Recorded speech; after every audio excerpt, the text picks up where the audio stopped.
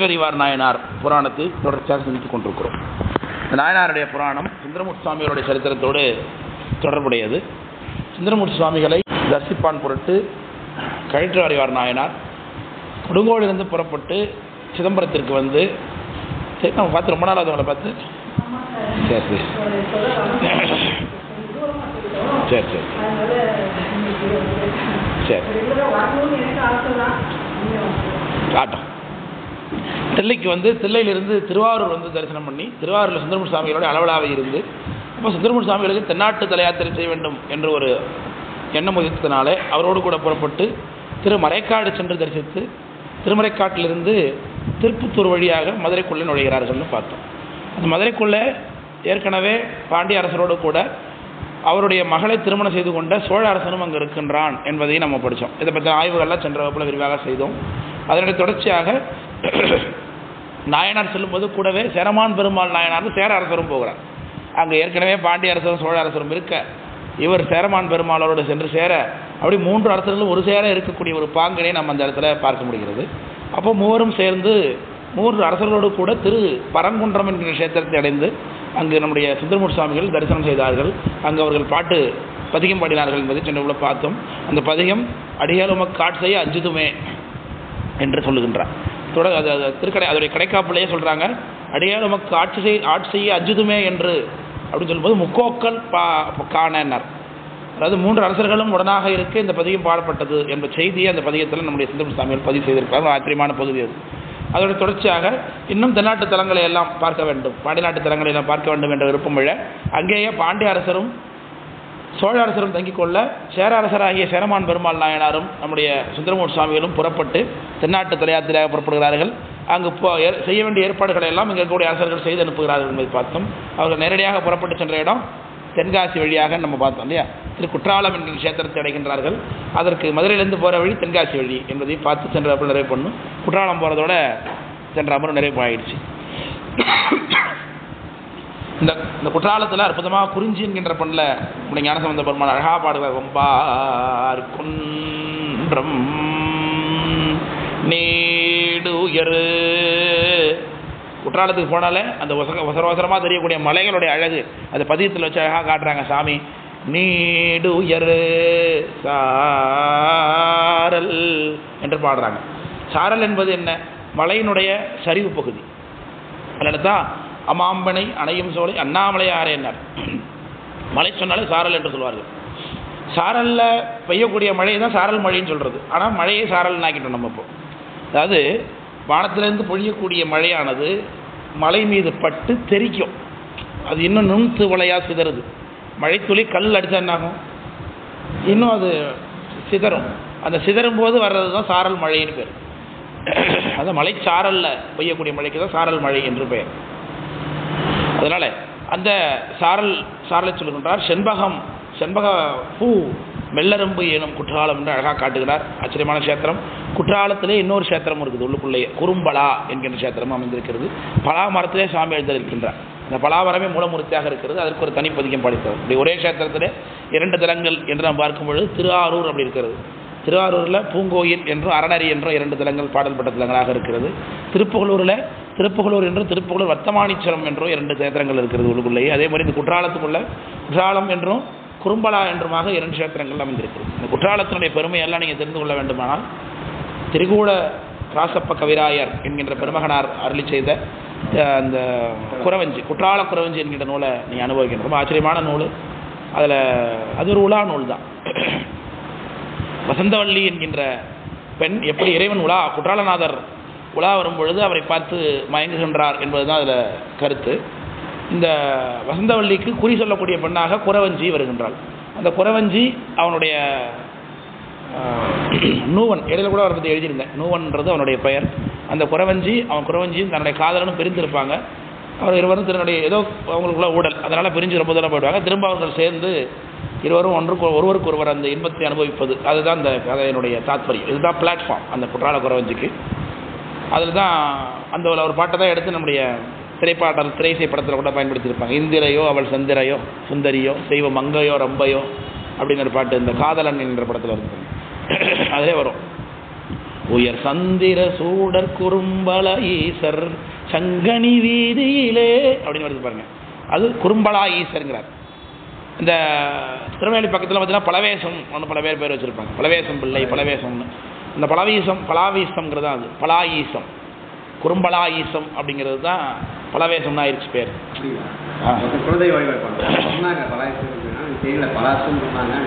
பலாஈசர்னு இவர் தான், பலாவில் இருக்கிற சாமி குறும்பலா ஈசர். பலாவீசன் அவர் தான். ஆனால் இன்னொன்று உண்டு, அங்கே திருநெல்வேலி பக்கத்தில் சுடலமாட வழிபாட்டிலையும் பார்த்தீங்கன்னா அவருக்கு பலவேசக்காரன்னு பேர் உண்டு. சுடலமாடனுக்கு பலவேசக்காரன்னு ஒரு பேர் உண்டு. அது மக்கள் வழக்கில் வழங்குற பேர். ஆனால் பலாஈசன் அப்படிங்கிறது பலாவீசம் பிள்ளை அப்படி தான் பேர்லாம் இருக்கும். இவங்க கொஞ்சம் மேட்டிமைத்தன்மை வாய்ந்தவர்கள். இவங்க வந்து சுடலமான பேரை வைப்பதற்கு சான்ஸ் கிடையாது. அதனால் அது பலாஈசர் என்பது தான் குறும்பலாஈசர். பலாவீசம்னு வச்சு பலவேசம்னு ஆகிட்டதாக சொல்கிறார். அறிஞர்களுடைய கருத்து தான். இதுவாக இருக்கலாம் அதுவாக இருக்கலாம், நம்ம ரெண்டு எடுத்துக்க கொண்டு தான் அப்படியா ஓகே இது இப்படியா ஓகேன்னு போயிட்டு கொண்டு தான். அதனால் அப்படியே இந்த குறும்பலா ஈசர் அவரை அங்கே எழுதி 2 சாமியும் தரிசிக்க வேண்டி பெருமகனார் அங்கே செல்லுகின்றார்கள். இந்த ஆச்சரியமான சேத்திரம் இன்றைய காலை கூட ஒரு குற்றாலத்தில் பற்றி ஒரு நியூஸ் சொன்னேன். நியூஸில் புறப்படுறதுக்கு முன்னாடி பார்த்துட்டு வந்தேன். அருவியில் குளிச்சிருந்தீங்கன்னா திடீர்னு மேலேருந்து ஒரு காட்டு பண்ணி விழுந்துருக்கு. ஆற்றுல இருந்து அருவியிலேருந்து காட்டு பன்றி ஏனம் ஒன்று அது மேலே சஞ்சாரம் பண்ணிட்டு இருந்திருக்கு போல் இருக்கு. மலை மேலே அருவியில் மாட்டிக்கிட்டு சரக்கிட்டு வந்துட்டு அது டமால்னு மேலே விழுந்துருக்கு அருவியில இருந்து. வைல்டு போர். இது நீங்கள் அழகாக இதெல்லாம் பார்க்கலாம். நம்முடைய இந்த காட்சியை திருவிளையாடல் புராணத்திலையும் பார்க்கலாம், கந்த புராணத்திலையும் பார்க்கலாம். அதாவது திருநாட்டு சிறப்பு சொல்லும் பொழுது இந்த மாதிரி காட்சிகள். திருநாட்டில் மலை உண்டு, குறிஞ்சி நிலத்தை சிறப்பு சொல்லுவாங்க. குறிஞ்சி நிலத்தில் தான் ஆறு உற்பத்தி ஆகும். ஆறு உற்பத்தி ஆகும்போது ஆறு அப்படியே முல்லை நிலத்துக்கு வந்து முல்லை நிலத்திலேருந்து மருத நிலத்துக்குள்ள பாயும். இதுதான் ஆற்றினுடைய போக்கு. இப்போ ஆற்றுல என்ன வருது? யானைகள் அடித்து கொண்டு வருகிறது என்று சொல்லுவாங்க. யானைகள், மான்கள், விலங்குகள் முதலியவெல்லாம் அடித்து கொண்டு வருகிறது என்பது தேவரத்திலே கூட ஒரு அப்படி ஒரு காட்சி உண்டு. இதில் சொல்லுவாங்க மரங்கள் அடித்து வருது. நமக்கு இயற்கை பார்க்கணும். விலங்குகள் அடிச்சுக்கிட்டு வர்றத, உயிரோட விலங்குகளையும் அடிச்சுக்கிட்டு மாட்டிக்கிட்டு வர்றதை பார்க்குறோம். இப்போ நம்ம பெரிய மழை வெள்ளம்லாம் சென்னையில் வந்துருச்சுன்னா மாடுலாம் ஆற்றுல போகிறத பார்க்குறோம் இல்லையா? உயிரோட மாடுகளே போகிறத பார்க்குறோம். அது மாதிரியான காட்சி. அது மாதிரி இன்றைக்கு நேரடியாகவே இந்த காட்சியை நவீனத்திலையும் பார்க்க முடியுது. வைல்டு போர் ஒன்று அப்படியே சறுக்கிட்டு வந்து டக்குன்னு மலை மேலே ஏறி பாட்டுக்கு போயிட்டுருக்கு அருவி மேலேயே. அதை எடுத்து போடணும்னு நினைச்சேன். பூஜை பண்ணுற அவசரத்தில் வந்துட்டு வந்துட்டேன், பார்க்காம வந்துட்டேன். அதனால் ஒரு பன்றி அவன் விலங்குன்னு போட்டிருக்கான். என்ன விலங்குன்னு அவனுக்கு தெரியல. அதான் போர், வைல்டு போருங்க, காட்டு பண்ணி ஏனம் என்று சொல்லுவோம். இதைத்தான் அழகாக ஏனா மீனா மானினோடு கிள்ளை தினை கொள்ளை எழிலார் கவனினால் காண வருத மாமகளிர் கடகமணி விலகு காலத்து விளையன். ஏனமீனா மானினோடு கிள்ளை தினை கொள்ள.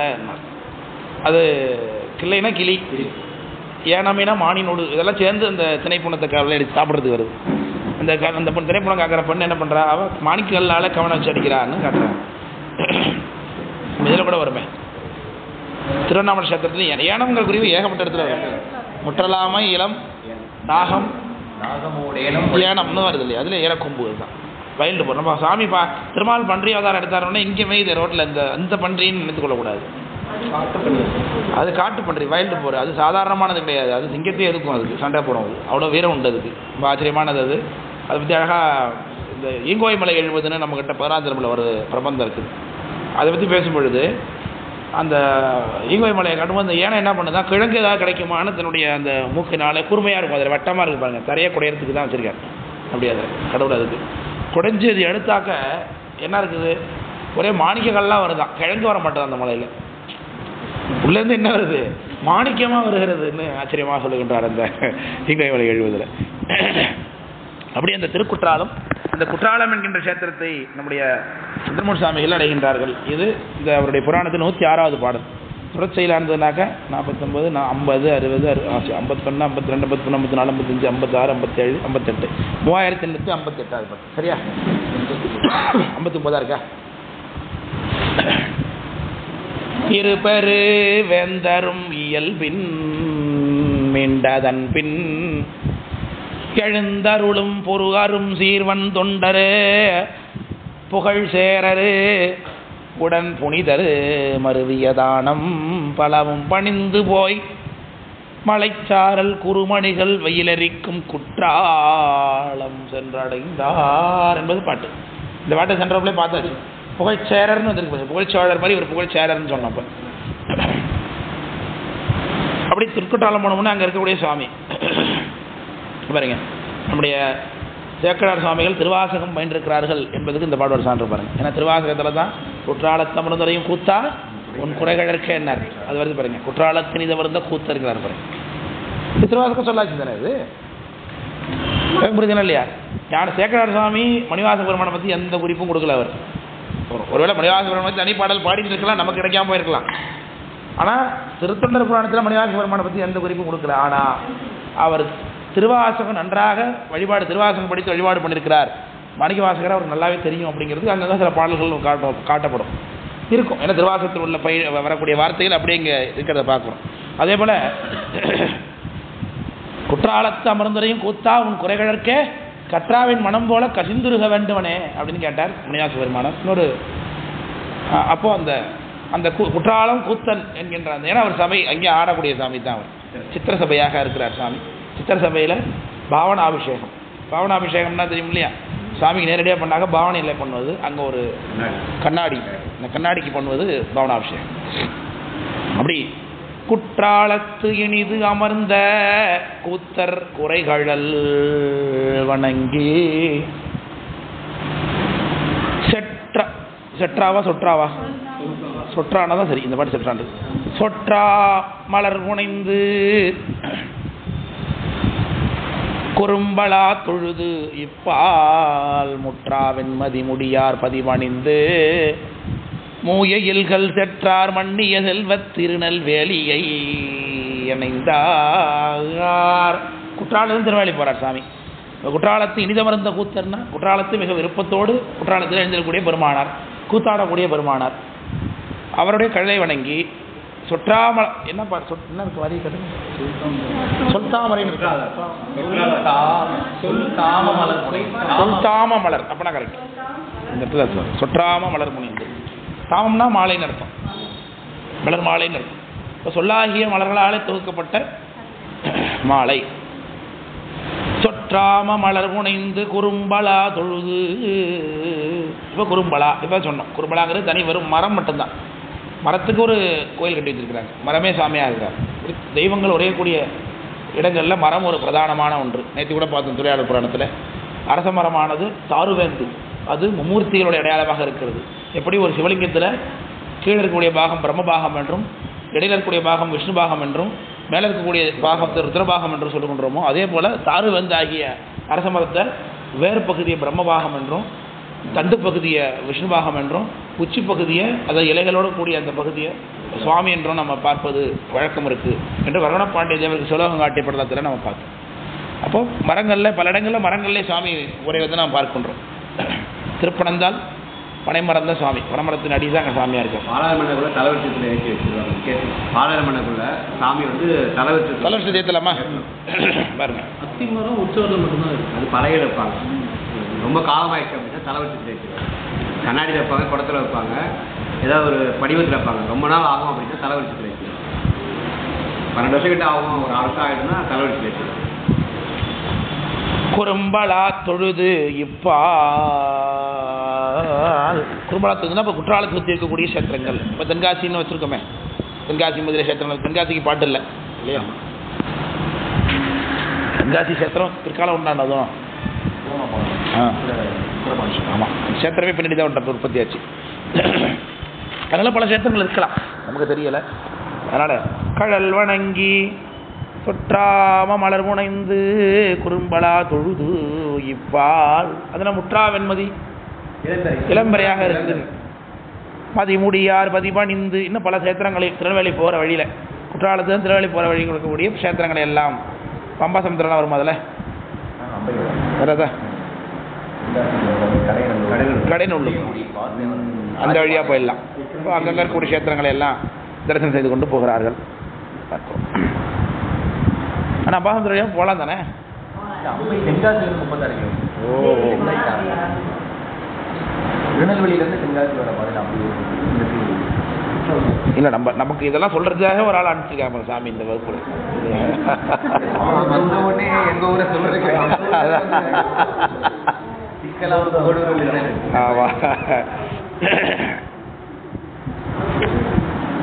செற்றார் மன்னிய செல்வத் திருநெல்வேலியை அணைந்தார். மூயல்கள் செற்றார்னர். மூயல்ங்கிறது கோட்டை. திரிபுரசம்ஹாரம் செய்த பெருமானார் எழுந்திருக்கக்கூடிய திருநெல்வேலி இல்லையா? பரவாயாக்கை வேவை பிறந்த பரவாயாக்கை பெருமான் தோன்றிய தொன்னகர் அப்படின்னார் திருவிளையாடல் புராண அர்ச்சனை படத்தில். சுவாமி அங்கே மூங்கில் மரத்தடியில் தான் இருக்கிறார், மூங்கில் மரமாகவே இருக்கிறார் அப்படின்னு சொல்லுவார். அது மூங்கில் மரத்தடியில் சாமி என்று கூட சொல்லுகிறார்கள். ஏன்னா வேவையில் பிறந்த பரவாயாக்கை பெருமான் மேய தொண்டகர் என்று திருவிளையாடல் புராணம் சொல்லுகிறது. வேவையில் பிறந்த என்ன சொல்லுகிறார்? ஆமாம் ஆமாம். வேயினா வேயிலிருந்து வெளிப்பட்டவர் அர்த்தம். அது முத்துனா வெளிப்பட்டது, வேயினா மூங்கில குறிக்குது. பாசூர் மூங்கிலடி தான், பாசூர் மூங்கிலடி தான். இதுபோல திருநெல்வேலியை இணைந்தார். திக்காலாம் புகழ் திருநெல்வேலி அப்படி என்று காட்டுகிறார்கள் நம்முடைய ஞானசம்பந்த பெருமானார். ஆச்சரியமான கஷேத்திரம் சிந்து பூந்துரை என்று காட்டுகிறார். சிந்து பூந்துரையில் தான் நம்முடைய திருமையாதன கடலை மடம் இருக்கிறது. அதாவது சன்னியானம் 16 சன்னியானமும் அடைந்திருக்கிறார்கள் என்று பார்க்கிறோம். அதனால் இந்த திருநெல்வேலியை அணைந்தார். திருநெல்வேலிக்கு நமக்கு நம்முடைய ஞானசம்பந்தருடைய பதிகம் மட்டும் இருக்குது இல்லையா? நெல்வேலினா நெல்வேலி, நெல்லுக்கு வேலியிட்டு காத்தமையினாலே இந்த ஊருக்கு நெல்வேலி என்று பேர். நெல்லை என்று சொல்கிறார். சாலிப்பதி, சாலிவாடிபுரம் இருக்கா? சாலினா நெல் அப்படி இருக்குது. அழகா சொன்னார். இதே மாதிரி நீற்றழகர் பாட்டுகந்து அப்படின்னார் ஒரு இடத்துல அப்பர் சாமி புராணத்தில். அதுபோல இங்கே சொல்ற நீற்றழகர்னார். நெல்வேலி நீற்றழகர் தமை பணிந்து பாடி பதிகெல்லாம் போச்சு நமக்கு. இல்லை சுத்தம சாமி தேவை நல்லது. நிகழ் பல்வேறு பதிப்பிறவும் பணிந்து அன்பால் வந்தணைந்தார். இன்னும் பல்வேறு பதினார். இல்லை அங்கங்கே இருக்கக்கூடிய பதின்னு சொல்கிறது தான் வழக்கம். இது வரைக்கும் பல்வேறு பதின்னு கேள்விப்பட்டதில்லை புராணத்தில். நான் ஒரு கஷேத்திரத்துக்கு போனால் கஷேத்திரத்தை சுற்றி இருக்கக்கூடிய பல பதிகளையும் வணங்கினார், வேறு பதிகளை வணங்கினார் அப்படின்னு சொல்லியிருக்கலாம். ஆனால் பல்வேறு பதினா அப்போது விதவிதமான சிவாலயங்கள் திருநெல்வேலி சுற்றி இருந்திருக்கு அப்படிங்கிறத நம்ம இதிலேருந்து தெரிந்து கொள்ள முடிகிறது. ராஜவல்லிபுரம்னு ஒன்று இப்போ பார்த்தீங்களா? எல்லாவற்றையும் பாடியிருக்கிறார், போயிருக்கிறார். திருநெல்வேலி மகாத்மியம். அப்படி பல்வேறு பதிபிறவும் பணிந்து அன்பால் வந்தணைந்தார். அன்போடு வந்தாராம். எங்க? வில்வேடராய் வென்றி விசயன் எதிர் பன்றி பின் செல்வேத முதல்வர் அமர் திரு ராமேஸ்வரத்துக்கு வந்தார்னு இருக்குது. அப்போ தூத்துக்குடி வழியாக போயிருக்காரா? தூத்துக்குடி வழி தானே. திருநெல்வேலியிலேருந்து ராமேஸ்வரங்கிறது அதான் இந்த குலசேகரப்பட்டினம் அந்த வழியாக அப்படியே அது கடற்கரை வரமாக போயிருப்பாருன்னு வச்சுக்கிட்டு தான். அப்படி தானே ரூட் காமிக்குது நமக்கு. அப்படியே போயிருக்க தூத்துக்குடி அப்படியே போய் போனார்னு வச்சுக்கிட்டு தான். ராமேஸ்வரம். சரி, இந்த ராமேஸ்வரத்தில் யார் இருக்கா? வெல்வேடராய் வென்றி விசயன் எதிர். நல்லா ஆச்சரியமான குறிப்பாருங்க. ராமேஸ்வரம்னா ராமாயணத்தை தொடர்புதான் சொல்லுவாங்க பொதுவாக. ஆனால் சேக்கரார் சாமி பாருங்க, இந்த இடத்துல மகாபாரத தொடர்பு காட்டுறார். வில்வேடராய் வென்றி விசயன் எதிர் பன்றி பின். முகாசுரன் ஒரு தந்தான், அவன் பன்றியாக வந்தான். அவன் அர்ஜுனுடைய தவறலை நோக்கி சென்று கொண்டிருந்தான். அவனை அழிப்பதற்காக சுவாமி போகிறார். அம்பாலை ஒரு வேட்டு வச்சியாக மாற்றி கொண்டார். இவர் வேடராக போகிறார். அப்போ அர்ஜுனன் தவங்களைந்தது. அவனும் தன்னுடைய காண்டிபத்தை எடுத்து எழுதுனா. சாமியோட வில்லு பேர் பினாகம். சாமி வில்லு பினாகம்ங்கிற வில்லால சாமி அடித்தார். 2 அம்பும் போய் தச்சுது. உடனே பிரச்சனை ஆகிப்போச்சு. ஓ சரி, நீங்கள் சாப்பிட்றவங்க தான், நீங்கள் எடுத்துகிட்டு போங்கன்னா. நான் தான் அடித்தேன், அதனால் நீ எடுத்துகிட்டு போய் சாப்பிடுன்னா.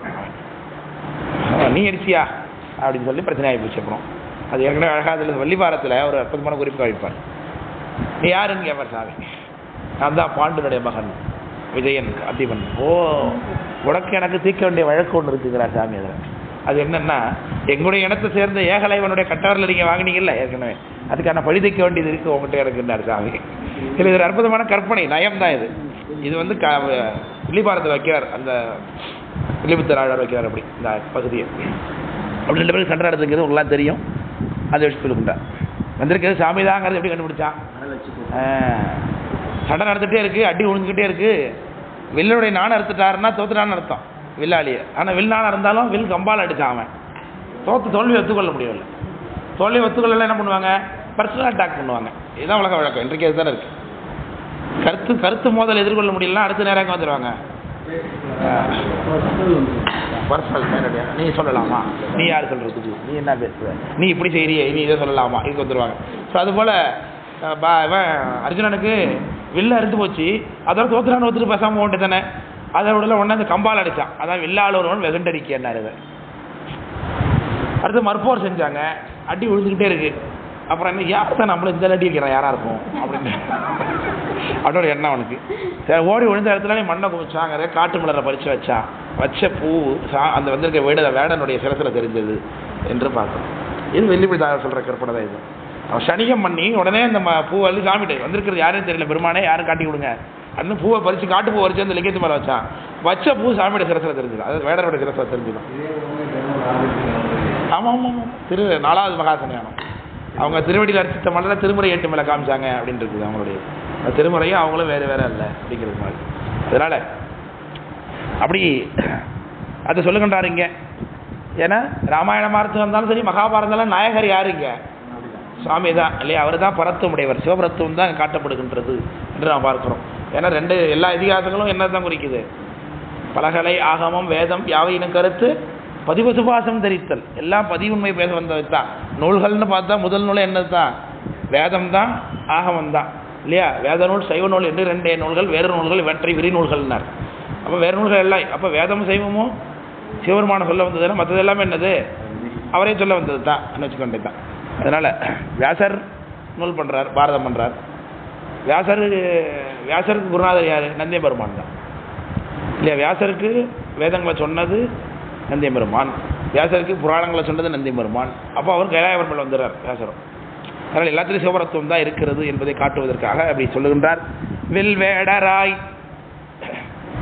வென்றி விசயன் எதிர் பன்றி பின் செல் வேத முதல்வர். ஆனால் இவர் பின்னாடி யார் போவா, வேதங்கள் போவோம். அவர் எங்கே போனார், பன்றி பின்னாடி போனார் அப்படிங்கிறார் இல்லையா. செங்கன் ஏனத்தின் பின் சென்ற காடகக்கால் நாங்கள் அப்பர் சாமி இதை திரையார் தேவாரத்தில்.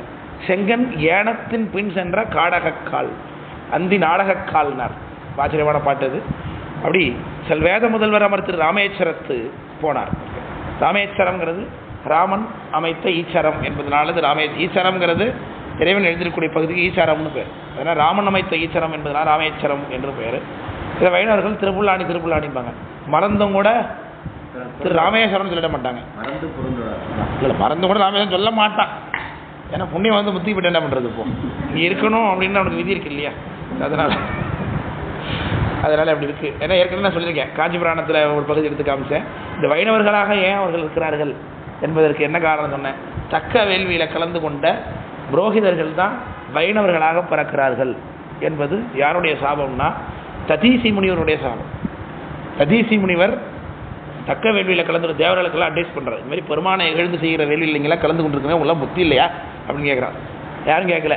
அப்புறம் பிராமணர்களை கூப்பிட்டு பார்ப்பன கடையர் கேட்குறாங்க. பார்ப்பன கடையர்கள் பொருளாசைக்கு உட்பட்டு இப்படி சிவவேள்வி சிவபெருமானை எழுந்து செய்யக்கூடிய வேள்விக்கு வந்து இப்படி வேள்வி செய்ய புரோகிதர்களாக வந்திருக்கிறீங்களே, இருக்கிறதுலே மோசமான ஆள் நீங்கள் தான், நீங்கள் செய்கிறதுனால தானே வேள்வி நடக்குதுன்னு சொல்லி நீங்கள் எல்லாம் இழிபிறவை அடைவீர்கள், நீங்கள் எல்லாம் பொய்நரகில் உயிக்கும் புண்டாரம் சாத்துவீங்க, பொய்நரகில் உயிக்கும் புண்டாரம், இப்படி ஊர்த்துவ புண்டரமாக சாத்தி கொண்டிருக்கக்கூடிய நரகத்துக்கு அனுப்பக்கூடிய அந்த புண்டாரத்தை சாத்தி கொண்டு வேதத்தில் சொல்லப்படாத ஒரு நெறியை எழுந்து கொண்டு சிவவிரோதம் பண்ணி கொண்டு மீண்டும் மீண்டும் மீண்டும் மீண்டும் திருநீர் உத்ராட்ச தரிசனங்களையும் வழிபாடு சிவ வழிபாடு செய்வர்களையும் இகழ்ந்து கொண்டு நரகத்திற்கு செல்லும் பெரிய பிறவி எடுத்துக்கொண்டே இருப்பீர்கள்.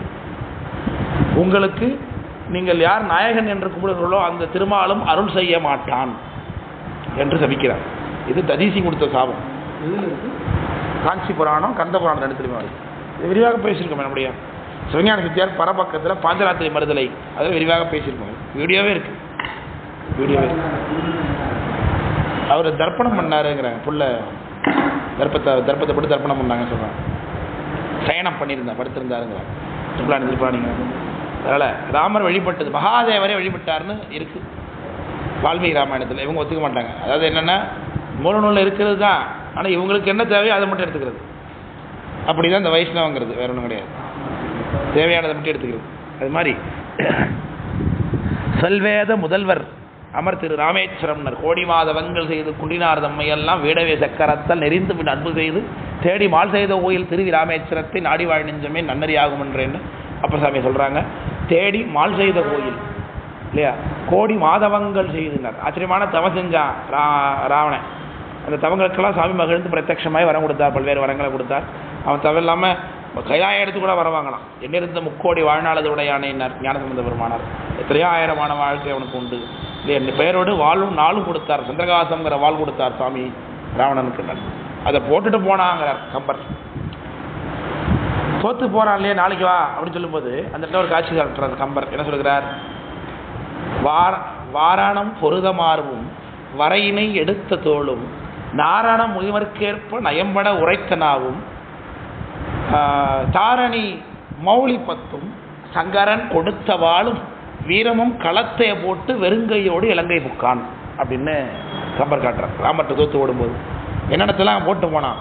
வாரணம் பொருத மார்பு, எப்பொழுதுமே யானைகள் முட்டினா கூட அசையாததாகி அந்த மார்பு அதை தொங்க போட்டுப்பா, ஐ மீன் குனிஞ்சு போகிறான், நிமித்திட்டு போல. வாரணம் பொருத மார்பும் வரையினை எடுத்த தோளும், கைலாசத்தையே பெயர்த்ததாகி அந்த பலம் அப்படின்னார். வரையினை எடுத்த தோளும், அப்புறம் தாரணி மௌலி, இது வேற என்ன? வாரணம் பொருத மார்பும் வரையினை எடுத்த தோளும் தாரணி மௌலி பத்தும் சங்கரம் கொடுத்த வாழ்னா நாரத முனிவர்க்கேற்ப நயம்பட உரைத்த நாவும். நல்ல பாட்டு, நாரதர் போல பேசக்கூடிய வல்லமை உடையவன். அந்த நாக்கு பேச முடியாமல் கீழப்பட்டு போனான். அப்புறம் தாரணி மௌலி பத்தும், 10 விதமான கிரீடங்கள், அது மௌலி பத்தும் சங்கரன் கொடுத்த வாழ், சிவருமானால கொடுக்கப்பட்டதாகி சந்திரகாசங்கிற வாழ், அந்த வாழையும் கீழே போட்டு போனான். ஓமைக்குன்னா கீழே போட்டு போனான்னு அர்த்தமா? அதனால ஒரு பயன் இல்லாமல் போயிடுச்சுன்னு அர்த்தம். சாமி கொடுத்த ஆமாம், சாமி கொடுத்த வாழ் எப்படி பயன் இல்லாமல் போனது அப்படிங்கிறத நம்ம எங்கே தெரிஞ்சுக்க அப்ளை பண்ண வேண்டியதாக இருக்குது. அவள் இவள் நல்லூர் என்கின்ற கஷேத்திரத்து தேவாரத்தில் அப்புறம் சாமி காட்டுறாங்க.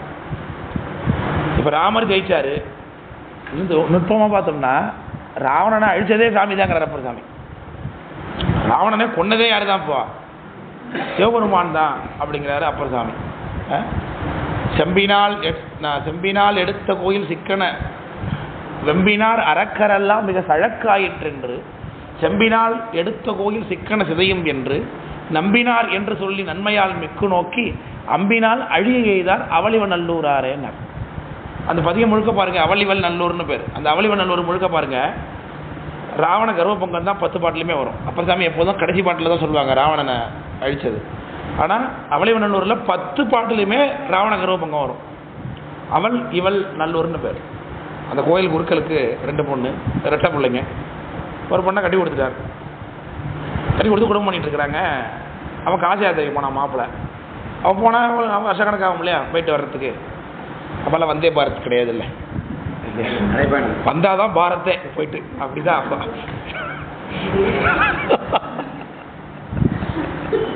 அப்படி இருக்கிறதுனால இந்த அம்மாவுக்கு அம்மா போட்டுருச்சு, மனைவிக்கு அம்மா போட்டோன்னே விகாரம் ஆகிட்டா. திரும்பி வந்து பார்த்தான் இல்லையா, ஆஹா இவன் நல்லாவே இல்லையே, நம்ம பொண்டாட்டி இவன் இல்லைன்ட்டான். அவன் தங்கச்சி தான் என் மனைவிங்கிறான், குழந்தையெல்லாம் மனைவிங்கிறான். இப்போ என்ன பண்ணுறது? குறுக்களுக்கு பெரிய பிரச்சனையாக போச்சு. உடனே சாமியிட்ட என்ன பண்ணார்? சாமி சாட்சி சொன்னார், அவள் இவள்ன்றார். அவன் மனைவி எவளோ அவள் இவள் அப்படின்னு மனைவி அடையாளம் காமிச்சார். அதனால் சாட்சிநாதர்னு சாமிக்கு பேருங்க. சாட்சி சொன்னார், அது அவள் இவள் நல்லூர். அந்த கஷேத்திரத்தில் அப்பர் சாமி சொல்கிறாங்க இந்த பாட்டை.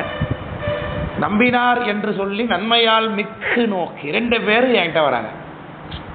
2 பேருமே 2 கோரிக்கை, 2 பேர்கிட்டையும் பிரச்சனை. இப்போ 2 பேருக்கும் பஞ்சாயத்து என்கிட்ட வராங்க. இப்போ 2 பேருமே எனக்கு தேவைதான். இப்போ நான் என்ன பண்ணணும்?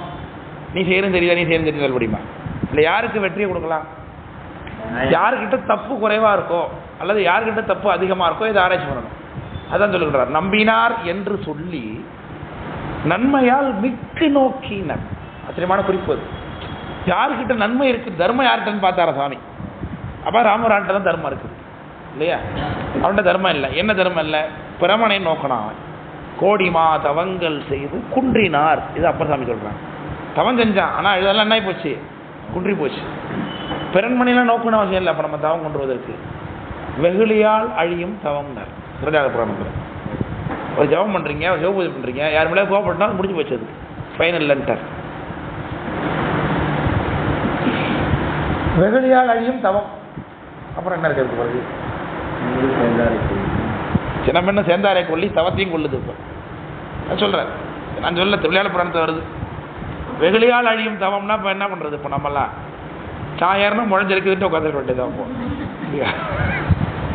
பூஜை பண்ணும்போதே யார் வேறு சாமி மேலே கோபமாக தான் பூஜை பண்ணிட்டு இருக்கோம். குழம்பு இப்படி ஒரு நாள் பூஜை பண்ணிக்கிட்டு இருக்கேனே, என்னை இப்படி வச்சிருக்கீங்க அப்படின்னு ரொம்ப விசேஷமானவங்க நம்மளாம். அப்பலாம் அப்போ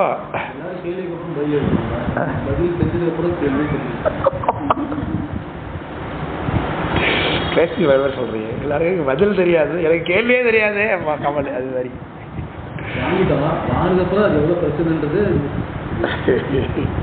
அதனால சொல்ல வந்த நன்மையால் மிக்கு நோக்கி அம்பினால் அழிய எய்தார் இல்லையா? யார் அழிஞ்சா?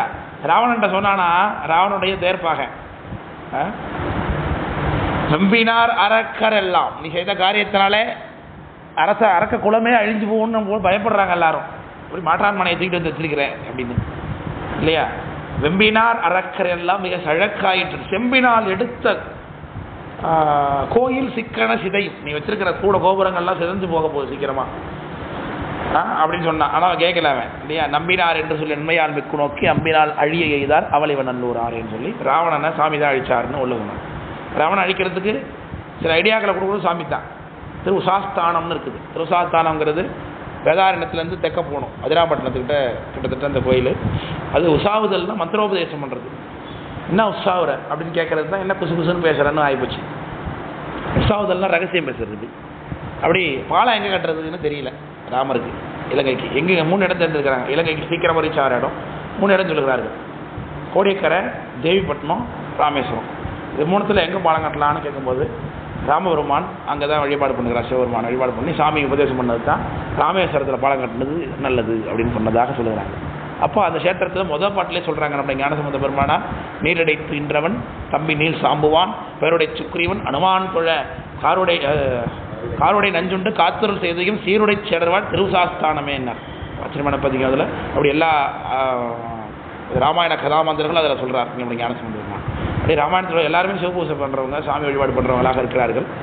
அதை காட்டுறதுக்காக இப்போ ராமேஸ்வரம் அப்படிங்கிறது இறைவன் அதான் சொல் தேவியை வவ்விய தென்னிலங்கை தசமாமுகன் பூவியலும் முடி ஒன்று வைத்த பழி போயற ஏவியலும் சிலையண்ணல் செய்வித்த கோயில் அப்படின்னார். இது ஞானசம்பந்தர் பதிக்கிறது.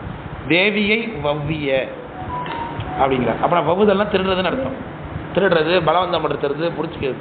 அதனால தான் என் அடியான் உயிரை வவ்வேல் என்று அடற்கூற்று உதைத்த பொன்னடியே வரவினாலும் போடு நீர்கு மக்கும் அடியார் இடங்களை இடங்களம்மே என்னார் இல்லையா? அப்போ அங்கேயும் வவ்வுதல் வருது. யம உயிரை பறிக்கிறான். வவ்வுதல்னா பறிச்சுக்கிறது, பலவந்தப்படுத்தி.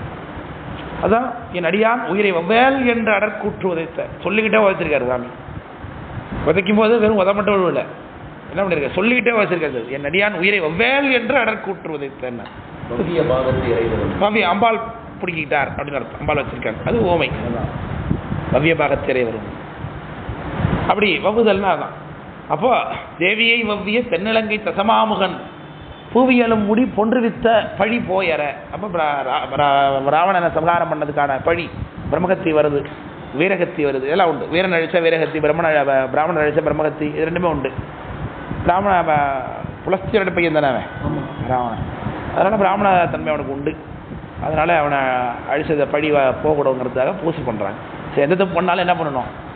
சிவபூசி தான் அதுக்கு நிவர்த்தி, வேறு ஒரு நிவர்த்தி கிடையாது. எல்லா தவறு, எந்த தவறு கர்மம் நீங்கணும்னா அதுக்கு ஒரே விஷயம் என்ன தான்? சிவபூசி தான். கொலை பண்ணாலும் அதுக்கு சிவபூசி தான். சங்காரம் பண்ண தேவதைகள் எல்லாம் பாருங்கள், தெய்வங்கள் எல்லாம் பாருங்கள். விநாயகர் பெருமானே என்ன பண்ணுறாரு? செங்காட்டகுடியில் லிங்க நிறுத்தி வழிபாடு பண்ணுகின்றார் கதிமுகாசன சங்காரம் பண்ணதுக்கு. சூரபத்மனை வதம் பண்ணதுக்காக முருகப்பெருமான் திருச்செந்தூரில் வழிபாடு பண்ணுகின்றார்னு பார்க்குறோம். இப்படி காளி வழிபட்டது, காளி சங்காரம் பண்ணதுனால காளி வழிபட்ட கஷேத்திரங்கள் இருக்கிறத பார்க்குறோம். அம்பாள் திடீர்னு தப்பு பண்ணிட்டா, சாமியோட கண்ணை போத்திட்டா, உடனே போய் பூஜை பண்ணணும்னு அனுப்பிட்டார். எந்த தப்பு பண்ணாலும் பூஜை தான் அதுக்கு ஒரே விஷயம். ஏன்? எண்ணில் ஆகமங்கள் இயம்பிய இறைவர்தம் விரும்பும் உண்மையாவது பூசனை. இறைவனுடைய விருப்பம் என்னது?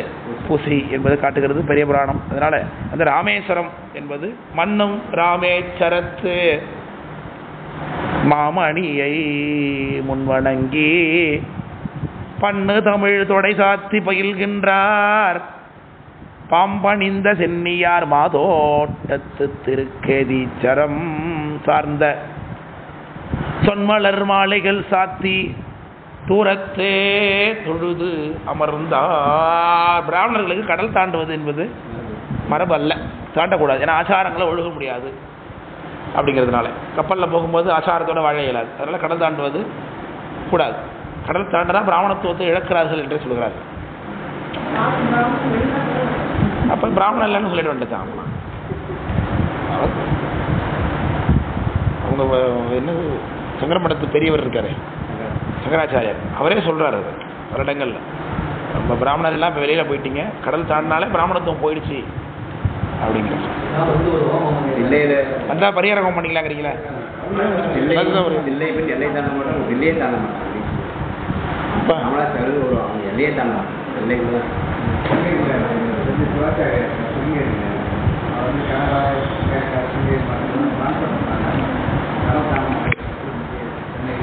பாருங்க,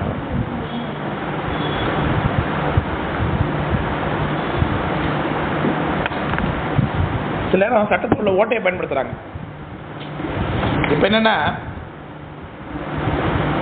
ஏன் கடல் தாண்டக்கூடாது அப்படின்னு பார்த்தா, கடல்ல போகும்போது கப்பலில் போகணும். கப்பல் அசைஞ்சிக்கிட்டே இருக்கும். அசைகிற இடத்துல உட்காந்து நீங்கள் ஆச்சாரம் பண்ண முடியாது. ஆதார பீடத்தில் இருந்து தான் நீங்கள் எல்லாம் பண்ணணும். புரியுங்களா? நீருக்கு மேலே நின்று எந்த கர்மம் செய்யக்கூடாது. இதெல்லாம் இருக்கு. ரெண்டாவது, பொதுவாக சுத்தபத்தத்தை மெயின்டைன் பண்ணுறது, சாப்பாடு, இது எல்லாமே பிரச்சனை. ஸோ இது எல்லாத்தையுமே கணக்கு பண்ணி தான் கடல் தாண்டுவது என்பது கூடாத காரியம், முடியாத காரியம்னு சொல்லுவாங்க. இன்றைக்கி ஃப்ளைட் ஆகிப்போச்சு. இங்கே ஏறினா அடுத்த மணி நேரம் அங்கே ஏறணும் இல்லையா? காலை சுக்கு கடும்பகல் அதுங்கிறது மாதிரி காலையில் லண்டன், மத்தியானம் இந்தியா, சாயந்தரம் மலேசியான்னு இன்றைக்கி ஆகிட்டு இருக்கு நாடு உலகம். ஸோ அதனால் இந்த ரூல்ஸ் இப்போ அப்ளை பண்ணி பார்க்கலாமான்னு தெரியல. சில பேர் சட்டத்தை அப்படியே ஒழுகிறது இன்னும் ஒன்று இருக்குது. எந்த மாற்றத்தையும் நான் புகுத்த மாட்டேன், பழமைவாதியாக தான் இருப்பேன் அப்படிங்கிறவங்களும் இருக்காங்க நாட்டில்.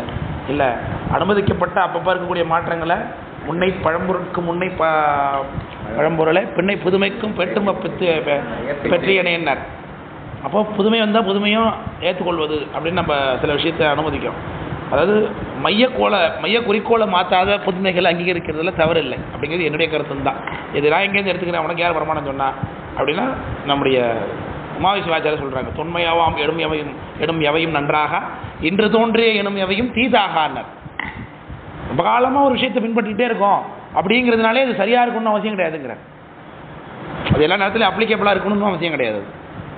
விளக்கம் புரியுதுங்களா? இல்லையா? இன்று தோன்றிய எனும் எவையும் தீதாக இல்லையா?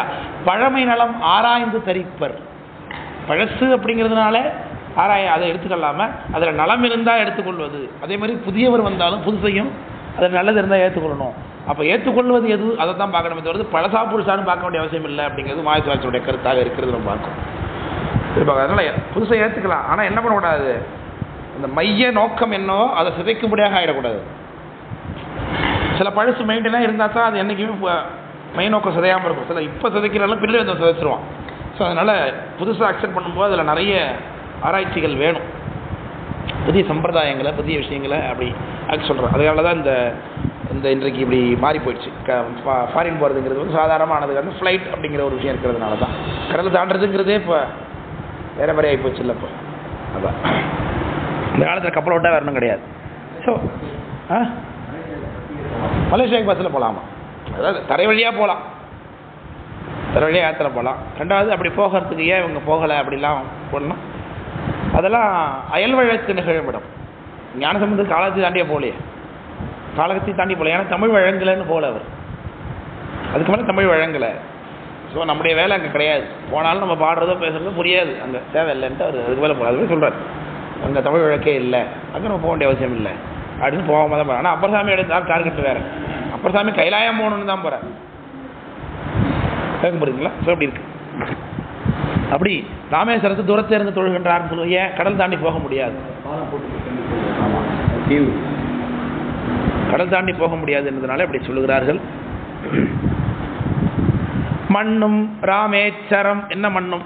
சுவாமி மண்ணி இருக்கிறார், சாமியுடைய கருணை மண்ணி இருக்குது, புகழ் மண்ணி இருக்குது. ராமேஸ்வரம்னா உலகத்தில் தெரியாதவங்க யார் இருக்காங்க? உலகத்தில் யாரும் கிடையாது. ஆடம்ஸ் பிரிட்ஜுங்கிறான் பாதை ஃபாரினர்லாம் இல்லையா? ராமர் கட்டிய அந்த பாலத்தை ஆடம்ஸ் பிரிட்ஜுங்கிறான். அதை ஆதாம் கட்டினதான் அது. இப்போ ராமேஸ்வரம் போகிறாங்களா இல்லை ராமேஸ்வரம் முன்னாடி மெயின்லேருந்து போகிறாங்க? இல்லை, ராமேஸ்வரத்துக்கு தான் போயிட்டாங்கன்னு இருக்கு.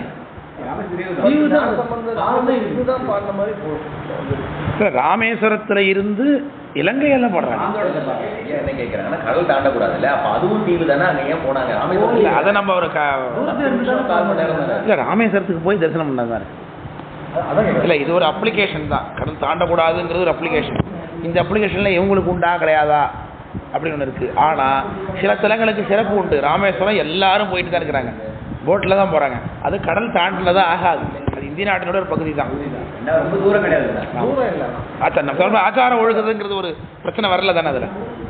ஏன்னா ஞானசம்பந்தர் வந்து இதுலேருந்து தனுஷ்கோடிலேருந்து பாடின மாதிரி தான் இருக்குது ஸ்ரீலங்கா. ஆமாம், அது உண்மைதான். அப்போ இவங்க ராமேஸ்வரம் போயிருக்காரு. ராமேஸ்வரம் தான் போயிருக்கிறது இருக்கே பாட்டிலையா? மெயின்லேருந்து அப்போ நேராகவே இருக்கு. நீங்கள் அனுமானம் பண்ணுறீங்க. இல்லை நீங்கள் இங்கேருந்து சொன்னீங்களா மெயின்லேருந்து பாடின? அப்படிதான் சொல்லலையா? ராமேஸ்வரம் இருந்து தூரமாக இருக்க இலங்கையை பாடினாங்க. அப்போ தண்ணி இல்லாமல் ராமநாதபுரம் கிராமத்தில் வந்து படகுத்துறைக்கு வந்து ரொம்ப தீவு முன்னாடி அது ஒரு கம்பெனி சொல்றது வந்து சேதுபதி மன்னர்களுடைய ஆட்சி காலம். அப்போ எப்படின்னு தெரியல. மேபி அது ராமேஸ்வரம் தீவுங்க குறிப்பிங்க இருக்கான்னு பார்க்கணும். நீங்க சொல்ற இந்த ஆராய்ச்சி பண்ண இந்த பகுதி, ஏன்னா இது ஒரு புது ஆராய்ச்சி ஆயிடுச்சு. தீவுன்னு தான் மென்ஷன் பண்றாங்க. கச்சத்தீவு தீவு, இது சேத தீவு கூட முன்னாடியே இல்லை. நீங்க சொல்றது புரியுது எனக்கு. என்னது இப்போ எத்தனை மணிக்கு ஆரம்பிச்சோம்? 10:30 ஆரம்பிச்சோம். 11:30 பிரேக்கு. 11:30 யாராவது மோர் கிடைக்கிறவங்க யாராவது இருக்கீங்களா?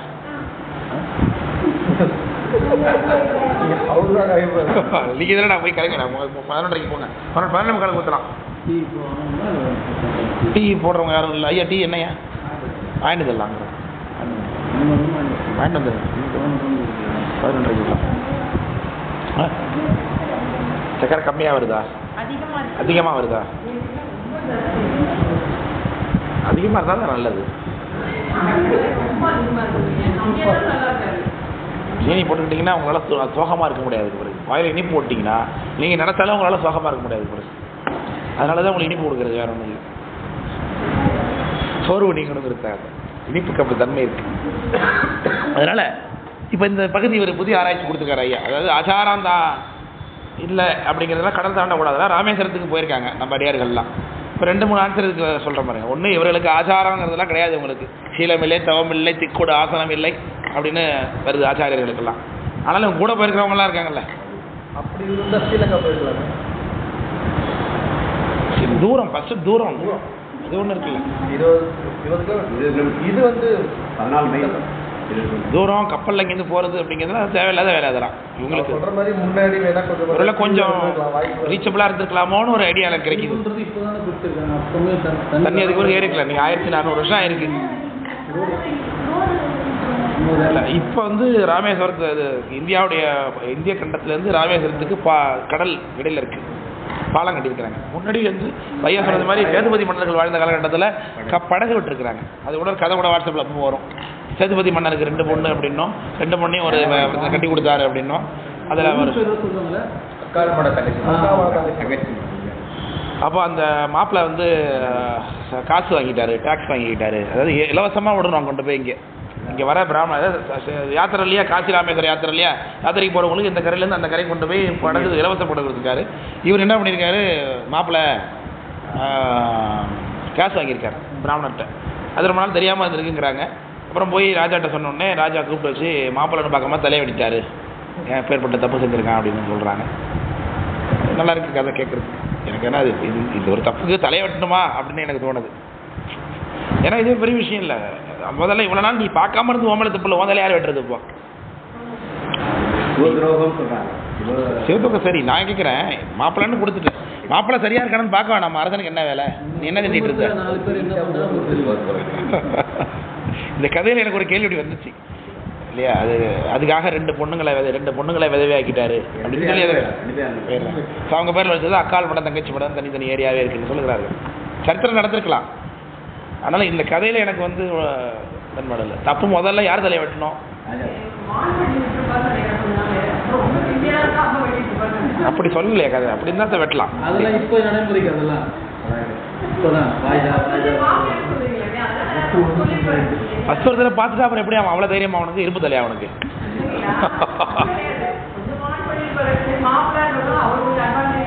அதுதான் யாரும் அறிவுறுத்திக்க மாட்டாங்க, தெரியாம இருக்காது, யாரும் அறிவுறுத்திக்க மாட்டாங்க.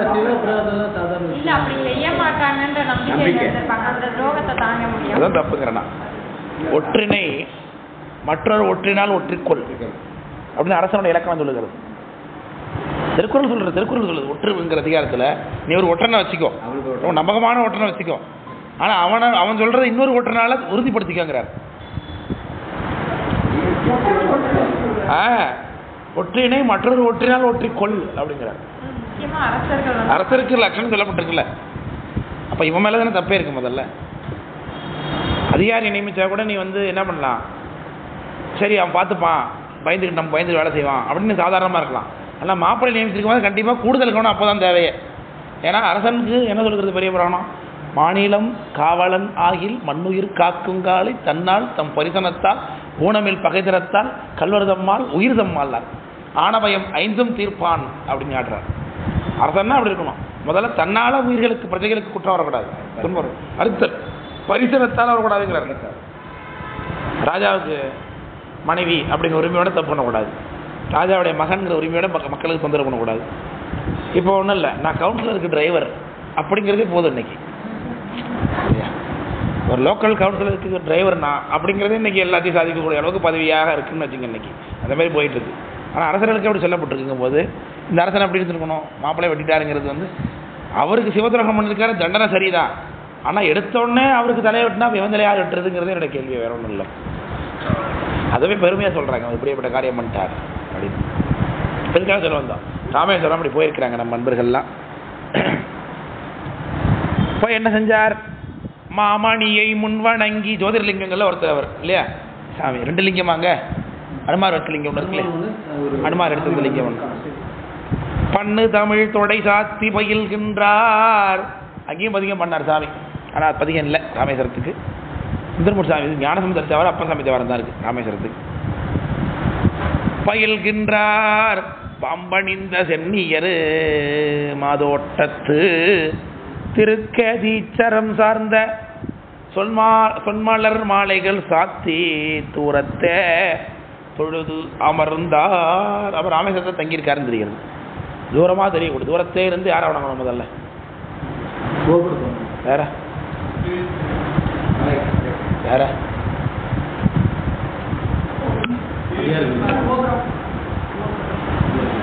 கேட்குறீங்களா?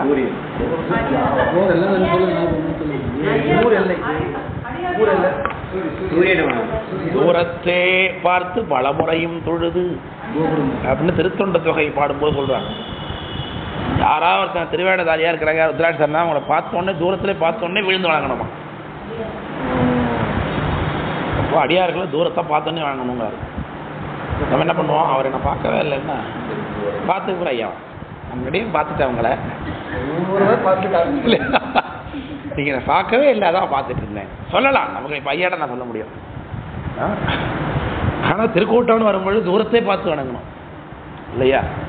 வேறத்தாய் ஒரு தமக்கு வேறு வேறு அடியேன் என்றிருந்தார், ஒவ்வொருத்தருக்கும் வெவ்வேறு அடியேன்னு காட்டி சாயம் படிக்கின்றார். அப்போ தூரத்தை பார்த்து பலமுறையும் தொழுதுனார், பலமுறையும் தொழுது திரும்ப திரும்ப ஒவ்வொருத்தருக்கும் அடியேன் அடியேன் அடியேன்னு திருத்தொண்டதை பாடும்பொழுது தூரமே இருந்து பாடினார் அப்படின்னு காட்டுறார்.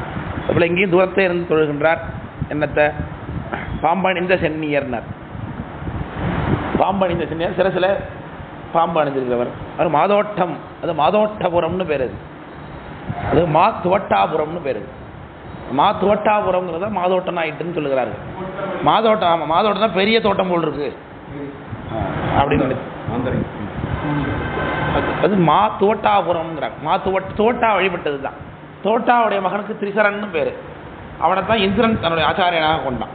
இது இந்திரன் பழிதீர்த்த படலத்தில் வருது, திருவிளையாடல் புராணத்தில். திருவிளையாடல் புராணத்தில் இந்திரன் பழிதீர்த்த படலம்னு பகுதி. அதில் பிரகஸ்பதி வரும்போது இந்திரன் மதிக்காமல் இருந்தான். நேற்று கூட சொன்னார்ல இந்த கதை. ஆமாம், பிரகஸ்பதி மதிக்காமல் இருந்தால் உடனே இந்திரன் அவன் கோச்சிட்டு போயிட்டார். உடனே வேறொரு குருநாதரை வரிச்சு போன்னு சொல்லி தோட்டாவோட பையன் திருச்சிரண்ணை தான் அழைச்சிக்கிட்டேன். அழைச்சிக்கிட்ட உடனே அப்புறம் கொஞ்சம் நாளில் கருத்து வேறுபாடாகி போச்சு. குளிசாயுதத்தெல்லாம் தாங்கலாம் செத்துட்டான் அவன். ஆச்சாரியனை கொண்டு விட்டான். ஆச்சாரியனா வரிச்சவனே கொண்டுட்டான் அவன். சித்திரன் தோட்டான ஒரு முனிவர் வரும். நாங்கள் போகும்போது என்னங்க இது மாத்தோட்டம் தான் ஃபுல்லாக மாந்தோ பார்த்தீங்க அப்படின்னா நேற்று நீங்கள் சொல்கிறதுக்கு அந்த நீங்கள் சொல்கிறதுக்கு ஒரு சான்று இருக்குது பாருங்க. ஆனால் நிறைய மாந்தோம் நீங்கள் அங்கே மாந்தத்துக்கு போனால் ஞானசம்பந்தர் தேவாரம் இதே கைதி சத்துக்கு சாயப்படுறாரு.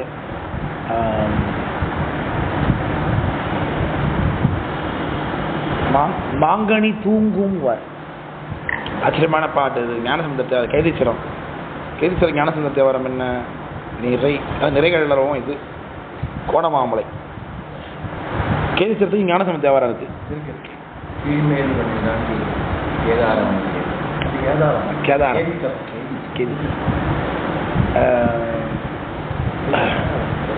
ஞானசம்பந்தர் தேவாரம் அது கேதீச்சர தேவாரம் ஞானசம்பந்தருடையது. அதில் நிறைகள் அரவம் தான் இது திருக்கோணமலை. நிறைகள் அரவம் புறநிருப்பம் இல்லையா அது கோணமலை. கேதீச்சரம் ஞானசம்பந்தருக்கு தேவாரம் இருக்கு. நல்ல பதிகம் அது. தொழும் துதி செய் அருள் செய் கேதீச்சரம் வாழையம்பொழி மந்திகள் சொல்லி பண்பாடல். சரி, அந்த பாட்டில் அந்த பதியத்தில் என்ன சொல்லுகின்ற விழுது குன்றமா அந்த பாட்டில் அதான் விருது குன்றம் ஞானசம்பந்தர் தேவாரம். மேலுவின்னார் எரியம்பா அதில் ஒரு பாட்டில் சொல்லுவார் மாம்பழம் தூங்குதும்பார் ஒரு பாட்டில். அதுதான் குறிப்பு பார்த்துங்க. அப்போ அர்த்தம் மாம்பழம் தூங்குதுன்னு ரெண்டு அர்த்தம். காஞ்சி தூங்குதுன்னு அர்த்தம். மாங்கனி தாழ்ந்து தரையில் கிடக்காண்டி ஏன் பறிக்கிறதுக்கு ஆள் இல்லாமல் இருக்கு. அப்படி ஒரு குறிப்பு. இப்படி கேதீச்சரத்துக்கு ஞானசம்பந்தர் தேவாரம் இருக்குது. ரெண்டு தேவாரம் இந்த கேதி இருக்குது. அதுக்கு போறாரு. அப்படி செல்வேத முதல்வர் திரு சொல்லியாச்சா சென்னியர் மாதோட்டத்து திரு கேதீச்சரம் சார்ந்த சொன்மலர் மாலைகள் சாத்தி தூரத்தே தொழுதமர்ந்தார் என்று சொல்லுகிறார். சொன்மலர் மாலைகள் என்பது பலவிதமான பதிகங்கள் பாடினார். இப்போதைக்கு ஒரே ஒரு பதிகம் தான் இருக்கு. அது என்ன பதிகம்? இப்போ நம்ம இருக்கக்கூடிய திரு கேதீச்சரம் நத்தார்படையாழல் என்கின்ற பதிகம். அந்த பதிகத்தை நம்ம இப்போ சிந்திக்க வேண்டியிருக்கு. இடைவேளைக்கு பிறகு சிந்திக்கலான்னு பார்க்குறேன். அப்போ தான் ஒரே செட்டாக இருக்கும். இடையில எடுத்துக்கங்க. டீ வந்தோடனே குடிச்சிடுங்க. 11:45 ஆரம்பிப்போம்.